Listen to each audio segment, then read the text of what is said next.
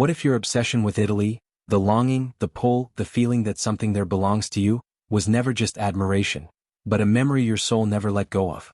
Think about it for a moment. You who were born under that sky, who grew up hearing those words at the dinner table, who carries that passport like a piece of your own skin, you already know that Italy is not simply a country. It is a force. And you who left, who built a life somewhere else but still dream in Italian, who still feel that particular ache when September light hits a certain angle, you know it too. And you who have never set foot on that soil but find yourself drawn to it with an intensity that reason cannot explain. Perhaps your soul has already been there. Perhaps it never truly left. Italy is not a place you visit. Italy is a place that happens to you. It has been happening to people for thousands of years. Across its 20 regions, its dialects and its contradictions, its ancient ruins and its living kitchens, Italy has always operated by its own internal logic. A logic that is warm and fierce, generous and impenetrable, devastatingly beautiful and quietly chaotic. A country that took centuries to unify and still, in many ways, has not. A country that gave the world Renaissance and opera and cinema and cuisine, and yet cannot fully agree on how to make a proper espresso south of Naples. This is the paradox at the heart of Italian identity. And this documentary exists to explore it, not from the outside as a postcard but from the inside as a soul. Because every country carries a spiritual lesson, a frequency that its people are born tuned to, or that calls certain souls from across the world to come and learn it. And Italy's lessons are among the most ancient, the most human, and the most necessary on this earth. In the acts that follow, we will walk through 4 of them together. We will begin with Bella Figura, the sacred Italian conviction that how you appear in the world is a form of respect, a form of love, and perhaps a form of prayer. We will then enter the world of l'arte di Arrangiarsi, the genius of improvisation, of making something beautiful from almost nothing, which has carried this people through every collapse and every rebirth. From there, we will sit with Furbizia, the ambiguous Italian art of knowing the unwritten rules and navigating them with a wink and a conscience. And finally, we will arrive at the deepest place of all, Il Senso della Famiglia, the Italian understanding that you are not an individual who belongs to a family, but a family that has temporarily taken the shape of an individual. These are not just cultural habits. These are spiritual technologies, ways of being alive that Italy has been refining for 2,000 years. Whether you were born here, whether you chose to leave, or whether Italy has always felt like the home your soul forgot to tell your body about, this is for you. But before Italy can be understood, it must first be seen. Not seen as tourists see it, but seen the way Italians see themselves. And that begins with a single ancient question. What does it mean to appear beautifully in the world? What does it mean to appear beautifully in the world? For Italians, this is not a vanity question. It is a spiritual one. Bella Figura. 2 words that every Italian understands before they can fully explain them. Translated literally, they mean beautiful figure. But the concept reaches so much further than clothing or physical appearance. Bella Figura is the art of presenting yourself to the world with intention, with dignity, with care. It is the belief, held quietly but fiercely, that how you show up matters. That the way you enter a room, greet a stranger, set a table, or choose your words is a form of respect. Not just for yourself. For everyone around you. You who grew up Italian know this in your body before you know it in your mind. You remember being straightened, combed, pressed before leaving the house. Not because your family was vain, but because they understood, in a way that went deeper than language, that to appear well is to honor the world you are entering. To say, I took you seriously enough to prepare. And you who carry Italian blood in a different country, who perhaps felt the pressure of this standard even in places that didn't share it, you know how Bella Figura can feel like both a gift and a weight. The gift of elegance. The weight of never being allowed to be careless. And you who admire Italy from a distance and have always wondered why Italians seem to move through the world with such particular presence, now you know. It is not accident. It is practice. It is philosophy made flesh. Because Bella Figura is not about wealth. An Italian woman with very little will still find a way to walk out of her door looking complete. A Neapolitan tailor working in a basement workshop will still press his own shirt before opening his shutters in the morning. A Sicilian farmer will still wear his good jacket to Sunday Mass even when the harvest has been poor. The form is the message. The appearance is the argument. This is, at its core, a profoundly spiritual idea. It says, the visible world deserves our effort. Beauty is not a luxury, it is a responsibility. And in a country built on the ruins of empires, layered with 2,000 years of art and architecture and human achievement, Italians grew up understanding that they were custodians of something extraordinary. To live carelessly in that inheritance would be a kind of ingratitude. So they do not live carelessly. They dress for the piazza. They arrange the fruit on the market stall as if it were a painting. They argue about coffee preparation with the seriousness of philosophers. Because for the Italian soul, every small act of beauty is an act of faith. Whether you were born with this instinct, whether you inherited it across an ocean, or whether you simply feel it when you watch an Italian move through the world, something in you already knows, beauty is not decoration. Beauty is devotion. And yet, beauty alone was never enough to survive what Italy survived. Because when the world collapses around you, and in Italy, it has collapsed many times, you need something more than elegance. You need genius. The genius of making do. And yet, beauty alone was never enough to survive what Italy survived.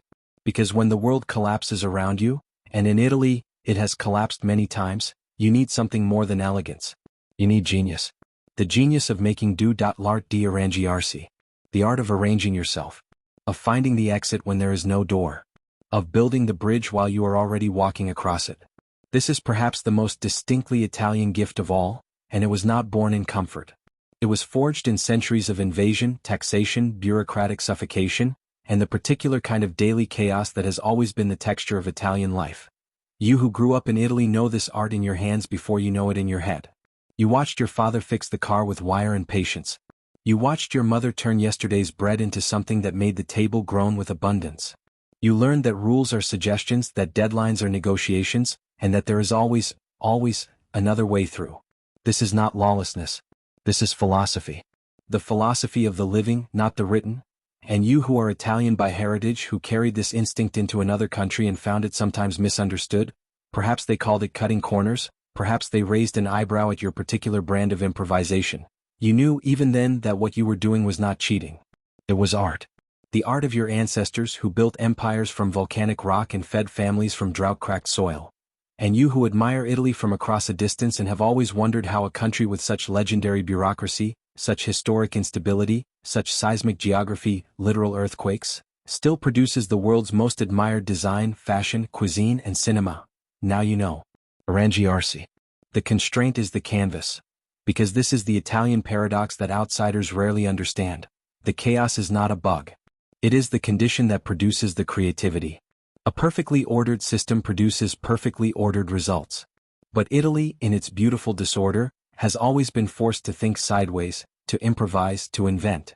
The Renaissance itself was in many ways an act of arrangiarsi, a civilization reaching into its own rubble and pulling out something transcendent. This instinct lives in the Italian soul at a cellular level. It is why an Italian chef can make a meal from 3 ingredients that would leave another cook helpless. It is why Italian engineers solved problems in Formula One that technically should not have been solvable. It is why the island of Sicily, invaded by every empire that ever sailed the Mediterranean, absorbed each one and came out the other side still entirely, unmistakably itself. The soul that chooses Italy chooses this lesson, that limitation is not the opposite of creativity. It is its mother. That from what you have, however little, something extraordinary can always be arranged. But arrangiarsi only takes you so far alone. Because in Italy, there is another layer beneath the resourcefulness, a deeper intelligence about how the world actually works. Not the world as it is written. The world as it is lived. And navigating that world requires a particular kind of wisdom, that Italians have a very specific name for. But arrangiarsi only takes you so far alone. Because in Italy, there is another layer beneath the resourcefulness, a deeper intelligence about how the world actually works. Not the world as it is written. The world as it is lived. And navigating that world requires a particular kind of wisdom, that Italians have a very specific name for. Furbizia. The cunning of the heart. The intelligence that lives not in books but in the reading of rooms, of silences, of the space between what is said and what is meant. To be furbo is to understand, before anyone has explained it, how things actually function. Who holds the real power in a negotiation. Which rule is enforced and which is merely displayed. When to speak and, far more importantly, when to smile and say nothing at all. You who were raised Italian recognize this immediately. You grew up watching it, at the dinner table, in the market, in the way your grandfather handled a disagreement without ever raising his voice. You learned that intelligence is not only what you know. It is what you perceive. And you learned that the most powerful position in any room is often the one that appears from the outside to be the most relaxed. And you who carry Italian heritage in a country with different social codes, perhaps more literal, more direct, you may have found your Furbizia misread. What you understood as social grace, others called evasiveness. What you knew as strategic patience, others called indirectness. But you understood something they did not.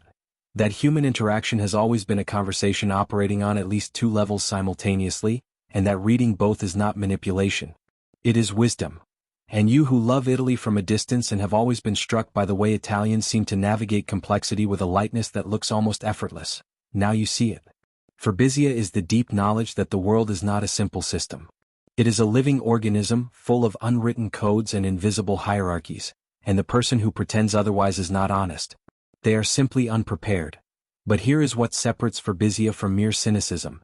It is almost always accompanied by warmth. The truly Furbo Italian is not cold.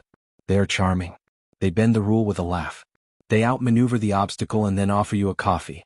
Because in Italy, intelligence without humanity is considered a poverty, not a gift. This is, in its deepest form, a spiritual intelligence. The understanding that the world is not black and white, that the letter of the law and the spirit of the law are different animals, and that a life lived only by the written rules misses something essential about what it means to be human. Italy, with its millennia of competing empires and shifting powers, produced a people who learned to read the room as a survival skill, and then elevated that skill into an art form. The Furbo soul does not fear complexity. It dances with it, and yet, all the Furbizia in the world means nothing if you have no one to come home to. Because beneath the elegance, beneath the improvisation, beneath the cunning, there is something that holds everything together. Something older than any of these lessons. Something the Italian soul knows before it knows anything else. And yet, all the Furbizia in the world means nothing if you have no one to come home to. Because beneath the elegance, beneath the improvisation, beneath the cunning, there is something that holds everything together. Something older than any of these lessons. Something the Italian soul knows before it knows anything else. La Famiglia. Not family as a legal arrangement. Not family as a social obligation. Family as cosmos. Family as the first language you ever speak, before words, before reason, before you have any name for what you feel. In Italy, you do not belong to a family the way you belong to a club or a country. You are made of your family the way a stone is made of the mountain it came from. You can be carried far away. But the mountain is still in you. You who were born Italian feel this as gravity. The Sunday lunch that is not optional. The phone call that must be answered. The grandmother whose opinion shapes decisions made by people 30 years younger and 3 cities away. The particular weight of a family name that carries with it not just identity but expectation, history, and love so dense it sometimes feels indistinguishable from pressure. You know that Italian family is not always easy. But you also know, in the place where truth lives, that you would not trade it for the lightness of being untethered. And you who left Italy, who built your life in another language, another latitude, you carried La Famiglia with you in the only way possible, in your rituals. The way you cook on Sundays. The way you say goodbye, which takes 40 minutes and 3 false starts. The way you cannot make a major decision without consulting people who are not in the room. You did not leave your family behind. You became the branch that kept the root alive somewhere new. And you who love Italy from a distance and have always felt that particular warmth when you watch Italian families together, the chaos and the tenderness, the arguing and the embracing, sometimes simultaneously, you are recognizing something your own soul hungers for. The knowledge that you are not alone. That your life is held inside a larger life. That someone, somewhere, is already setting a place for you at the table. Because this is what Italian family culture offers the world as a spiritual teaching. The self is not the basic unit of existence. The relationship is. The individual Italian is vivid, expressive, opinionated, irreplaceable, and always understood in relation to others. To the mother. To the town. To the dead who are still present at every table, in every recipe, in every gesture that came from someone who is no longer here but never truly left. This is not sentiment. This is metaphysics. The Italian understanding that love, once given, does not end. That the people who shaped you continue to live inside you, and that you carry them forward into every room you enter, every meal you prepare, every child you hold. La Famiglia is not where you come from. It is what you are made of. And when you hold all of this together, the beauty, the resourcefulness, the cunning, the love, you begin to see something that was always there, waiting to be named. Not 4 separate lessons. One single soul. And that is where we are going next. And when you hold all of this together, the bowties, the resourcefulness, the cunning, the love, you begin to see something that was always there, waiting to be named. Not 4 separate lessons. One single soul. Because Bella Figura, l'arte di Arrangiarsi, Furbizia, and Il Senso della Famiglia are not four different things. They are four faces of the same face. Four expressions of the same ancient, luminous, maddening, generous Italian understanding of what it means to be fully alive. Think about it. Bella Figura says, the world deserves your effort, your presence, your care. L'arte di Arrangiarsi says, when the world gives you less than you need, your creativity is your dignity. Furbizia says, see the world clearly without illusion and move through it with grace. And La Famiglia says, none of this means anything if you do it alone. Together they form a philosophy. Not written in any book, written in kitchens and piazzas, in Sunday lunches and market negotiations, in the way an Italian grandmother smooths a tablecloth before anyone arrives, and in the way an Italian craftsman holds a finished object up to the light before letting it go. This is Italy's spiritual teaching to the world, that beauty and survival are not opposites. That elegance and cunning can coexist without contradiction. That love is not weakness, it is the structure that holds everything else upright. You who were born Italian carry all of this in your body. You may have spent years taking it for granted, or years pushing against it, or years trying to explain it to people who did not grow up inside it. But it was always forming you. The way you enter a room. The way you solve a problem. The way you cannot say goodbye in under 20 minutes. The way food is never just food. These are not habits. They are inheritances. And they are extraordinary. And you who left Italy, who rebuilt your life in another language and another sky, you did not lose this. You translated it. You became the living proof that Italian identity is not a place. It is a frequency. And it travels. It crosses oceans and generations and centuries, and it arrives, still warm, still recognizable, still capable of making someone feel at home in a kitchen on the other side of the world. And you who have never lived in Italy but have always felt its pull, now you know why. Because the soul that is drawn to Italy is a soul that is hungry for what Italy knows, that life is meant to be beautiful, that obstacles are invitations, that intelligence should be worn lightly, and that the people around your table are your greatest work. This is the message your soul came here to receive, or to remember, or to carry forward into a world that needs it more than ever. Italy does not ask you to be perfect. It asks you to show up, beautifully, creatively, wisely, lovingly, to arrange yourself, to make something of what you have, to look the world in the eye with warmth and with wit, and then to go home, where the table is already set and someone has been waiting for you all along.